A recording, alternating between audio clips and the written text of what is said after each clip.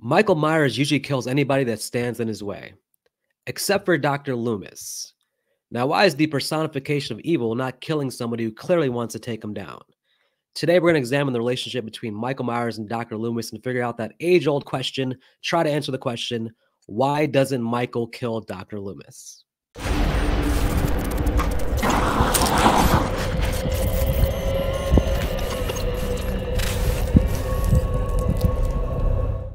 Hello, everyone. This is Vic back here with another video. And today we're talking again about the Halloween franchise. We're getting closer to Halloween. So today we're talking the theories of Halloween. Why doesn't Michael Myers kill Dr. Loomis? Now, I'm a big Loomis guy. To me, Loomis is the main protagonist of the series, especially, of course, the first 6 entries, which love him or hate him. To me, I'm the most nostalgic about those first 6 entries. Even the Cult of Thorn, which I talked last week about the underappreciated Halloween 6, The Curse of Michael Myers. I know in later sequels, once Donald Pleasance passed away, it became more about Laurie Strode, Jamie Lee Curtis returning in H2O. It kind of reframed the entire series as a battle between Laurie Strode and Michael Myers. But to me, the battle has always been Michael and Loomis. The juice of the series for me is the cat and mouse chase between Michael and Loomis. So today we're going to talk about it because one of the common things people have always talked about is their relationship. What's going on there? What does Michael think of Loomis?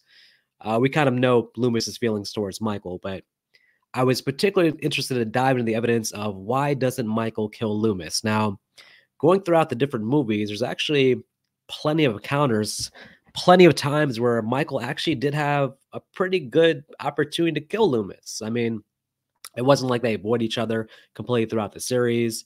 There's face-to-face confrontations. There's scenarios where Michael's sort of looming in the background near Loomis and has a chance to go in for the kill and doesn't quite do it. So we're going to go scene by scene with different clips from the series and kind of examine like, okay, what's going on here? Is this legitimately a thing that Michael is avoiding killing Loomis? And if he is avoiding Loomis, what could be the reason why he's not killing him? So let's dive into some clips here. We're going to go and have an evidence-based conversation. Let's dive into the clips and see what's going on here.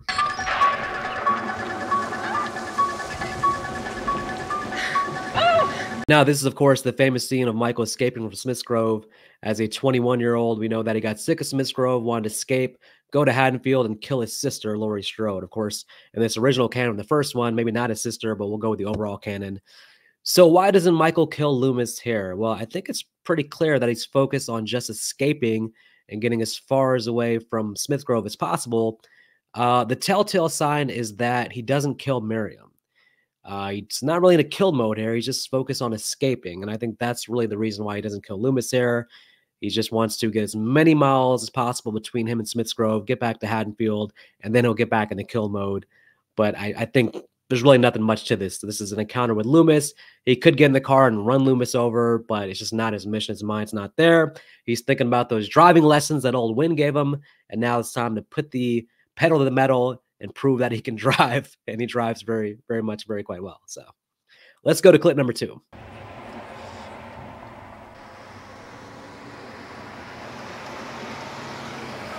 Of course, here in the peripheral background, we can see Michael drive by in the station wagon, which Loomis does not see, unfortunately. Why doesn't Loomis kill Michael here? Well, listen, it's broad daylight. Loomis is out in public. The sheriff is there. Michael, at this point, is not trying to call attention to himself. There's no reason for him to expose himself to Loomis, to the world, and, you know, disrupt his plan to kill Annie and Laurie. So I understand there's no reason why Michael would just pull over his car and kill Loomis there. It is funny if you kind of zoom in on Michael in the background. He's a very safe driver. He may not even see Loomis here because he's so focused on looking both ways before he makes a turn. It's kind of funny to think about the idea that Michael, as dangerous he is a very safe driver on the road and will not be privy to even the most basic fender bender or minor accident. Safe driving, Michael. Good job, Win, on the driving, on teaching the driving to Michael.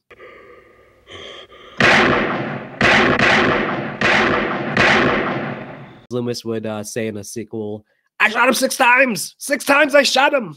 So that's really what happens here. Michael flies off the balcony and then takes off because, again, he has to recover from his wounds or assess the idea that maybe I'm a little bit more than a human being here. So I can see, again, why no reason for him to lunge at Loomis or try to kill him. Loomis had the upper hand here. So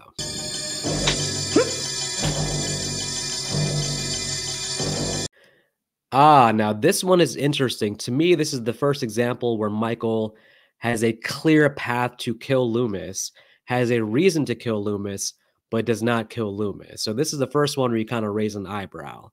Michael in this movie, Halloween 2, in every encounter with the humans so far in this movie, he's murked everybody on sight, just killed everybody with a death blow. Ruthless, aggressive in this movie. Michael is one of his more ruthless, more aggressive movies, way more in kill mode than even in part one. We just saw him in this movie slash the cop's throat. So it is kind of funny that when he gets to Loomis here, I'm not going to call it a flesh wound, but he definitely doesn't give a kill shot. It's almost like he stabs him, but he doesn't really put his heart into it. Loomis is able to still be mobile afterwards, is able to move around, and eventually basically take Michael out by blowing the whole place to shit. So this was one example where you kind of raise an eyebrow of like, hey, why didn't Michael just kill Loomis here? You could say that he's so overcome with his need to get to Lori that he just wants to get Loomis out of the way and get to Lori. Maybe, but this was definitely Michael reacting to Loomis different than he reacted to all the previous victims in this movie. In this movie, Michael is not a give you a flesh wound type of killer. He's murking everybody. Almost nobody in that damn hospital got out alive. So this is the first scene where I'm kind of like, okay, there's something going on here. Now, of course, they both died at the end of this movie. And then Halloween 3 failed the box office. So for Halloween 4, we're bringing back both Michael and Loomis for Halloween 4, the return of Michael Myers.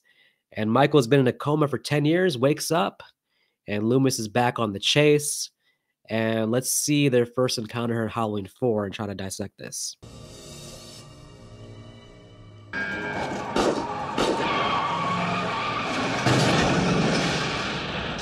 So there it is, the old action-packed gas station sequence from Halloween 4. Now, again, like the previous clip, this one raises an eyebrow because we just saw Michael had killed people at this gas station. So he's back in kill mode.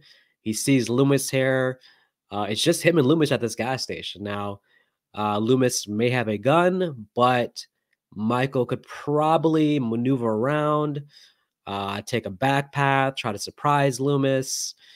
If Michael really wants to attack an older man with a gun, he probably can overpower him. But Michael really doesn't make an attempt here. And then once Michael has the car and he's, in the car, at that point, he's really in the position of strength. He could turn the car around, come back, try to run over Loomis, chase him. Again, it's just them at the gas station. So Michael, if he wants to, can make a point to stay at the gas station, try to take out Loomis. But it's almost like he gets the hell out of there as quick as possible.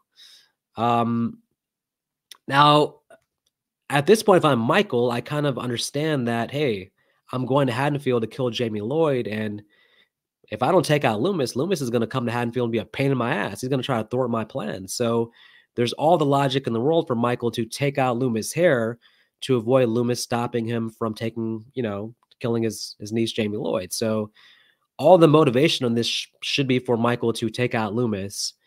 Now, okay, we can be lazy and say that Donald Pleasance has plot armor here because, of course, Jamie Lee Curtis didn't come back for Halloween 4. So what's the odds of them taking out Donald Pleasance, who's now the main lead here? But we're ignoring all the outside story context. We're only focusing on story context. Michael clearly here is not avoiding Loomis, but is like, look, I don't want to deal with this guy. I'm getting the hell out of here. I'm going to Haddonfield. Loomis, this is a warning sign. Stay away from Haddonfield, whatever it is. But this one also raises an eyebrow for sure. All right, so now we're going to move to Halloween 5.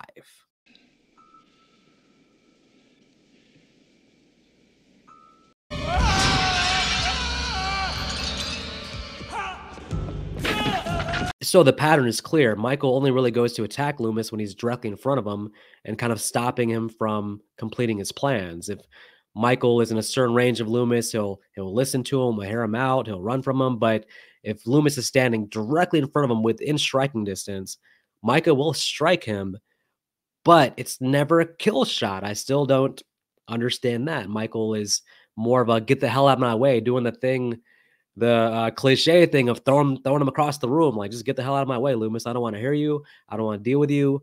but I don't want to kill you either, which by Halloween 5 now, Loomis has an entire history with Michael of thwarting his plan. So for Michael's entire motivation of killing his family, Loomis is always there to stop him or try to stop him.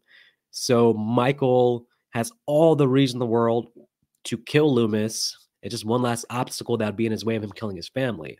But he still doesn't do it.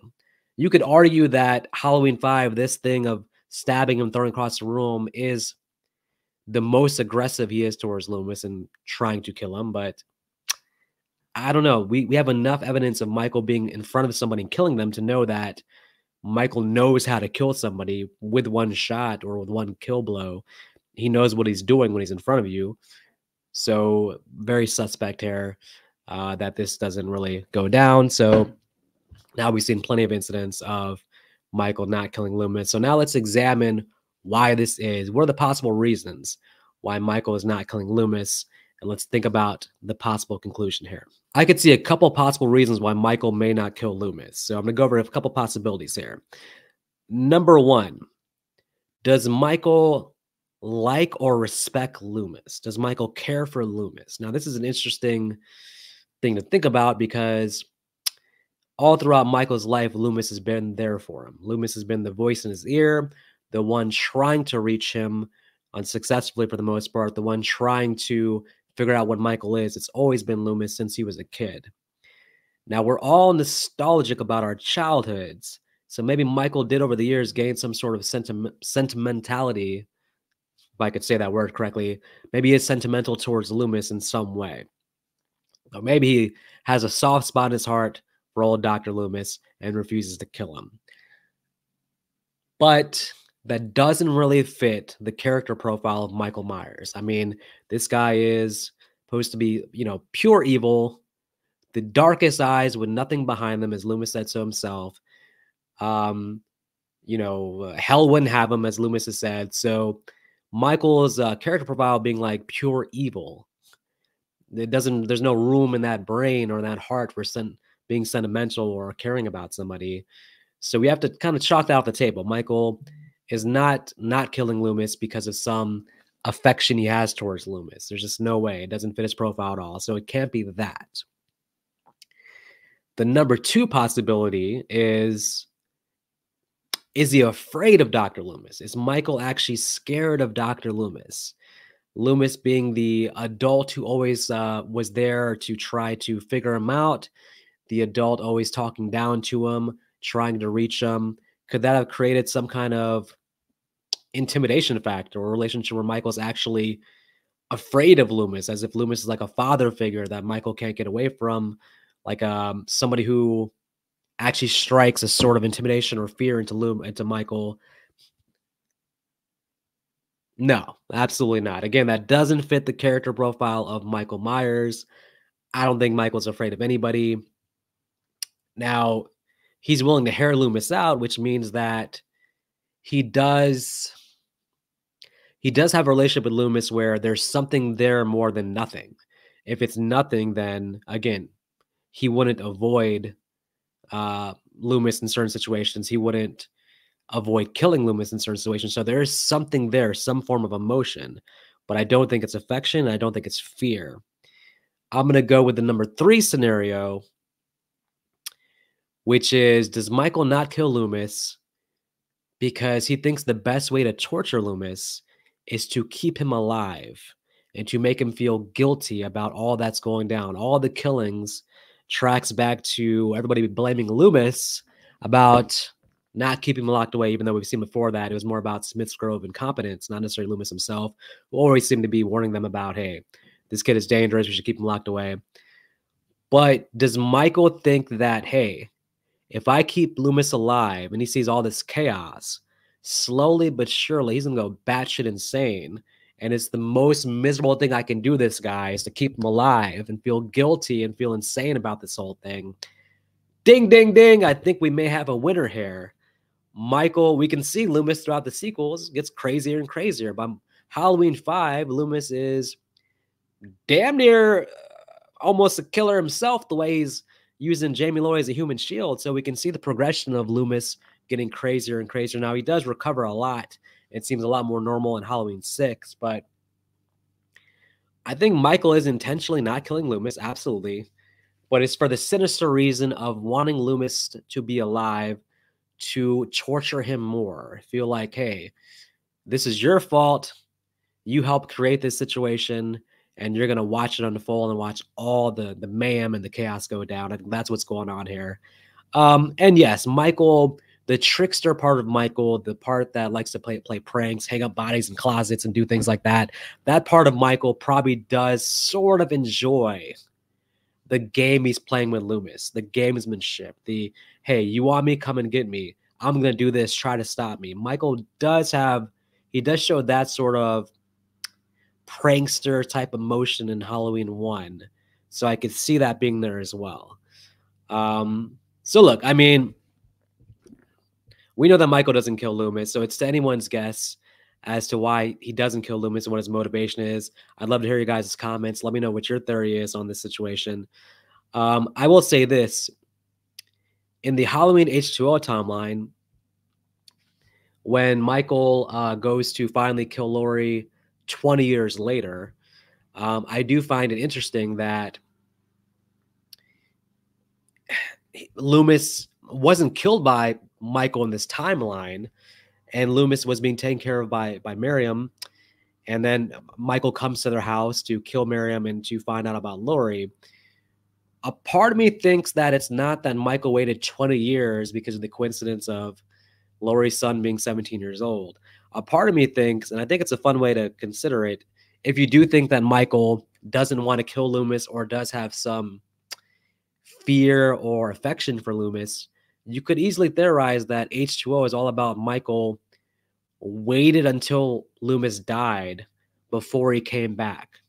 He waited till Loomis is out of the picture before he came back to go after Laurie because he didn't want to deal with Loomis.